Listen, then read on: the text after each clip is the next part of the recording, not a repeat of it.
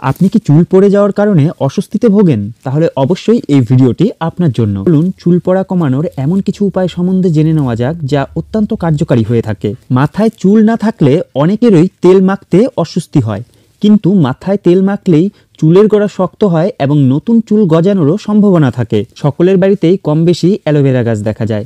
এই অ্যালোভেরা গাছ কেটে এর জেল চুলে লাগিয়ে কিছুক্ষণ রেখে তারপর চুল ধুয়ে নিন, দেখবেন খুব উপকার পাবেন। চুল পড়া আটকাতে পেঁয়াজের রস অত্যন্ত উপকারী হয়। সপ্তাহে 2 থেকে 3 বার চুলের গোড়ায় পেঁয়াজের রস লাগান, এতে চুলের গোড়া শক্ত হবে, সেই সঙ্গে চুল পড়ার সমস্যাও অনেকটা কমবে। নারকেল তেলের সঙ্গে লেবুর রস মিশিয়ে একটি মিশ্রণ তৈরি করে নিন। এই মিশ্রণ শ্যাম্পু করার আগে চুলের গোড়ায় কিছুক্ষণ লাগিয়ে রাখুন এবং কিছুক্ষণ পর তা শ্যাম্পু দিয়ে ধুয়ে ফেলুন। এতে চুলের গোড়া শক্ত হবে, সেই সঙ্গে কন্ডিশনারেরও কাজ করবে। ভিডিওটি আপনার উপকারে লেগে থাকলে অবশ্যই ভিডিওটিতে একটি লাইক করে দেবেন, সঙ্গে অবশ্যই চ্যানেলটিকে সাবস্ক্রাইব করে পাশে থাকবেন।